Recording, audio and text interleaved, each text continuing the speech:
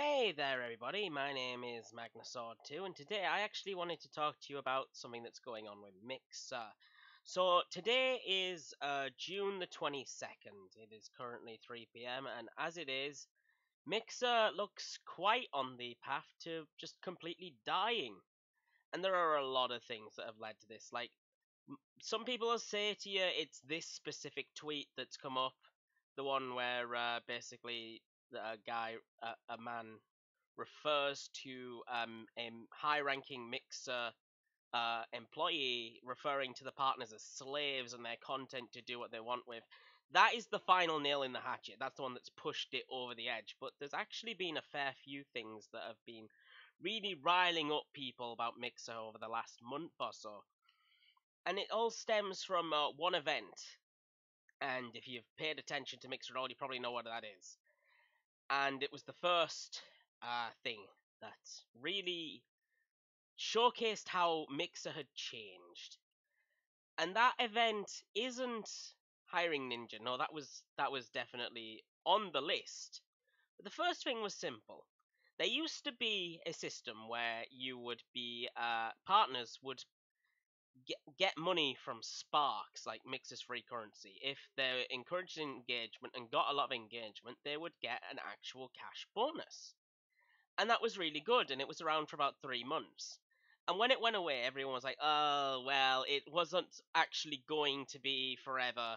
But see, the thing was, it was around for so long that people got used to it. And the moment that it went, that one specific moment, was when the die was cast.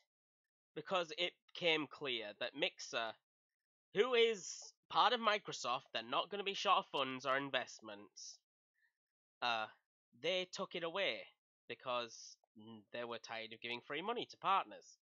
And that point, they took away a lot of the drive, the motivation. They took away the whole point of bringing new viewers onto the platform, which was, in my opinion, the first stone that was thrown. Mixer went ahead and took away a lot of partners' money. Then we moved to a few months later, where, surprise, surprise, Ninja has been contracted to come to the site on an exclusivity deal. Now, I don't want to talk about Ninja too much in this, but I would say that over the time that he's been in Mixer, his career has taken a complete nosedive through faults that are not his own and both simultaneously on his own. If you've ever seen that tweet when in just like weak mindsets if you don't get mad at losing at video games. Now, see, that was that was probably one of the reasons why Ninja just lost a lot of viewership. He went from having about 1 million people watching him on just Twitch to about 5,000 on Mixer, and I took note of this because it went from about a fair amount, like way more than a Mixer stream would have, till Ninja having like concurrent viewers about 5,000, and he was losing out to other partners who were playing other things. He even lost out at points to the Paladins stream that always appears on Mixer. You know, Paladins has a permanent stream on there because they run a sort of currency thing. It's a deal with Mixer. That's another thing altogether. So, that was a thing that has slowly been going thing, and people took notice. People have took lots of notice of this because basically Ninja's progress was an idea of showing how Mixer was growing, and Ninja didn't grow. And then you start to notice that other partners didn't grow. And that brings me to the figurehead that's been happening over the last month. So I don't know if you know, but a couple of weeks ago, a ton of partners mysteriously decided to move to Twitch. Like, they didn't say anything about it. They all just there was just like a mass exodus of partners, all deciding to say we're going to Twitch, and it just happened, and nobody really knew why. I imagine there'd be some people with insider information who couldn't say anything, but that happened. And it was strange because it was like, why are all these partners suddenly leaving? And it was encouraging a lot of other people to leave. And we'll soon see that it was really just the calm before the storm. So now we cut to this week, today and yesterday, and the day before that, where suddenly a Mixer partner was accused of being a sexual predator. And that Mixer partner, who I will remain nameless simply because it's not relevant to this documentation of Mixer's fall, was already in a he'd already been removed and then put back in for reasons which I haven't gone into, but I feel like somebody said it was because of good behavior. But then all of this came out and they revoked it again. Now, while all of this was going on, somebody decided to speak out because suddenly it was like, oh, people are speaking out against Mixer partners, people are actually listening. And this was the one thing that got everybody really riled up was the tweet. I'm going to put the link in the bottom of this video. It was a tweet that basically gave the most scathing and horrible view of Mixer partners and streamers I could possibly imagine. Because on the one hand, this guy was really frustrated because of the viewpoint towards viewers and the fact of they using an analogy of partners being slaves to the corporation.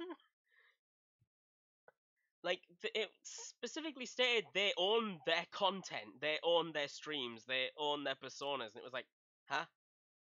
And I gotta think, right, when they bought Ninja, they bought his contract, did they start to think that they were purchasing commodities rather than people?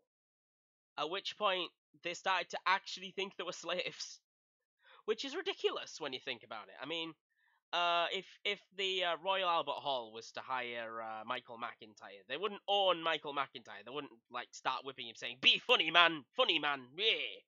That is not how that goes. But I was thinking that this was the boiling point, and it started to melt the entire site.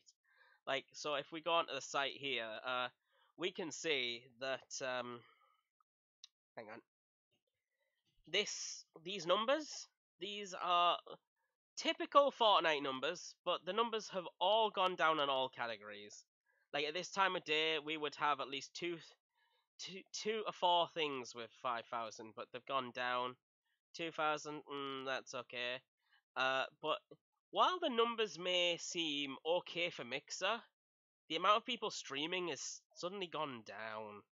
Like, hang on, let's just take a look at Fortnite. Usually, this would have at least a ton of people with a lot of this. But see, from my eyes, because I've looked at stuff like this for a while, and I can tell that there are less people with the high numbers around, and you can tell that things are starting to go sideways. I mean, look at all of these small games with really diminished numbers.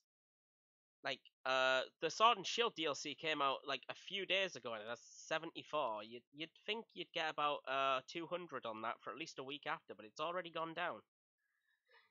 Uh, it's so pretty much Mixer's been in a bad state for about a year, and I know that you might think, oh, Mixer's finally dead, it's finally dying, it's going, blah blah. If you really like Twitch or whatnot, I mean, what I'm seeing on Twitter is that all of the people who I know, like I have made a lot of connections in the mixed community, have decided to say, screw it, go into Twitch, except for the few who have the one thing Mixer has that Twitch don't, which is the console connection, like being able to stream directly from a console onto Mixer.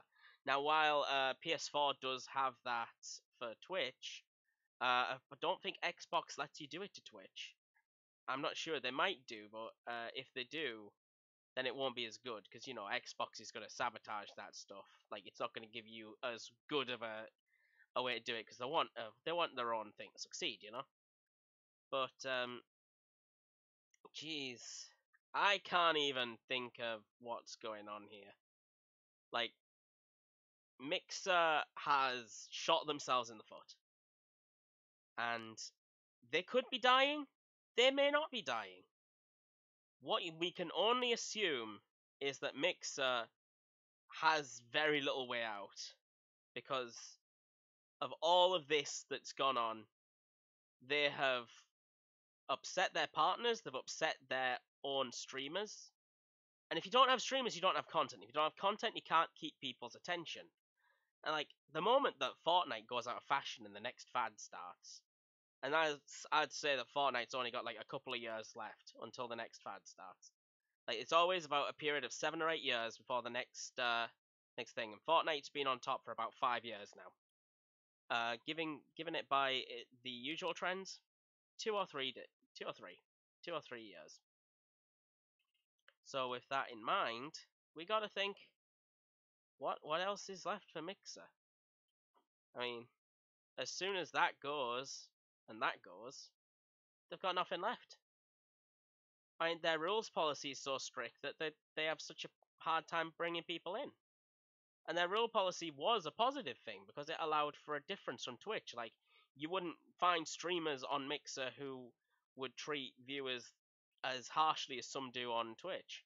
Or you Mixer did have a very good anti-bullying policy, but then we find out that they don't, and that they don't enforce their own rules on their own staff or anything. It's quite weird. But I'm going to put that tweet down in the comments, and you can take a look. It's a twit longer. It's by a guy called Millie, and that I feel like the guy must have been torn between his career and his morals, and he's chosen his morals, and I have every respect for that in the world. But take a look, decide for yourself, and this is just the information I'm giving you. Like, you don't have to take what I'm saying as true, but this is what I believe to be true, and you should look for more evidence, look for anything that you have doubts about. Just find out about it and then make a decision on that. Okay? Right, so I've been Microsoft 2. This has been like my first YouTube video in forever, and I'm sorry that my room's so light.